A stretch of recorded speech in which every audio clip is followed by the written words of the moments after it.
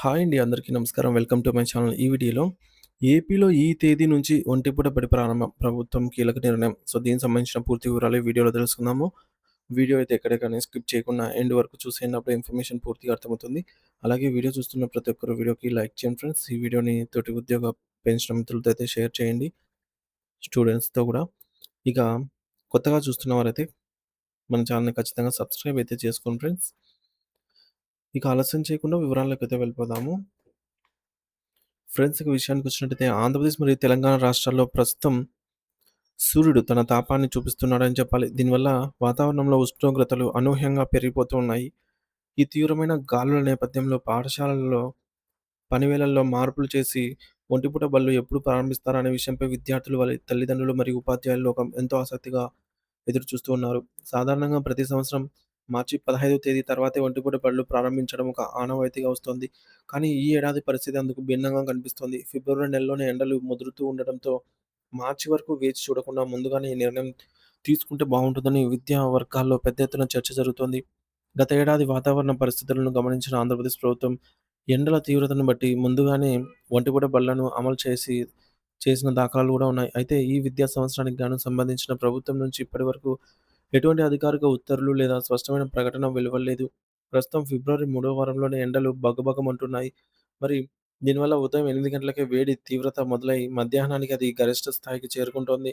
మధ్యాహ్నం వేళ పాఠశాలలు ముగిసి ఇంటికి వెళ్ళే క్రమంలో విద్యార్థులు ఎండలో మండిపోతూ ఉన్నారు.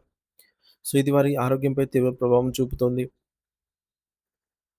ముఖ్యంగా చిన్న పిల్లలు మరియు ప్రాథమిక పాఠశాల విద్యార్థులు ఈ ఎండలకు త్వరగా అలసిపోతున్నారు. వారిలో శరీరంలో డీహైడ్రేట్ అవ్వడం వంటి సమస్యలు కనిపిస్తున్నాయి. గ్రామీణ ప్రాంతాల్లో అయితే రవాణా సదుపాయాలు తక్కువగా ఉండే చోట విద్యార్థులు కిలోమీటర్ల కొద్దీ నడిచి వెళ్లాల్సి రావటం వల్ల వడదెబ్బ తగిలే ప్రమాదం కూడా పొంచి ఉంది. ఈ ప్రమాదకర పరిస్థితులను దృష్టిలో ఉంచుకొని ఉపాధ్యాయ సంఘాలు మరియు తల్లిదండ్రుల కమిటీలు ప్రభుత్వంపై ఒత్తిడి పెంచుతున్నాయి. కనీసం ఫిబ్రవరి 25 లేదా 27వ తేదీ నుంచైనా ఒంటిపూట బడులను ప్రారంభించి విద్యార్థులకు ఊరటనివ్వాలనైతే వారు గట్టిగా డిమాండ్ చేస్తున్నారు. వాతావరణ శాఖ ఐఎండీ వెల్లడించిన నివేదిక ప్రకారం ఈ ఏడాది వేసవికాలం చాలా తీవ్రతంగా అయితే ఉండబోతోంది. ఉష్ణోగ్రతలు సాధారణ కంటే 2-3 డిగ్రీలు, 4 డిగ్రీలు ఎక్కువగా నమోదయ్యే అవకాశమే ఉంది.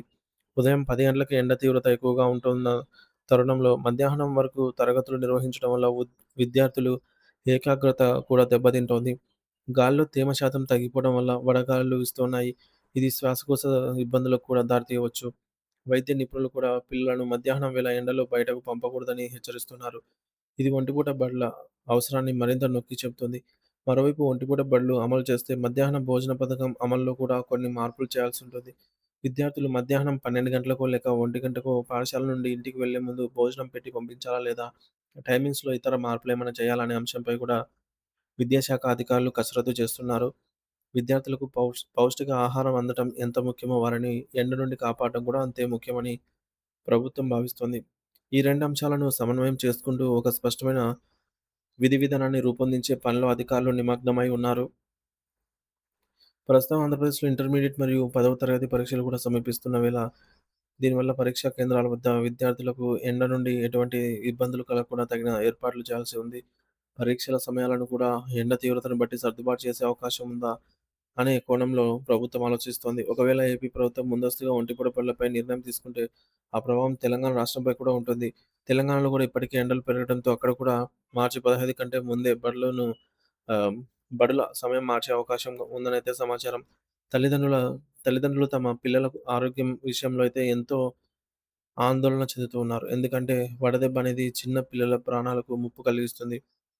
అందుకే విద్యాశాఖ ఈ విషయంలో ఏమాత్రం జాప్యం చేయకుండా వచ్చే వారంలోపు ఒక సమగ్రమైన ప్రకటన విడుదల చేయాలనైతే అందరూ కోరుకుంటున్నారు.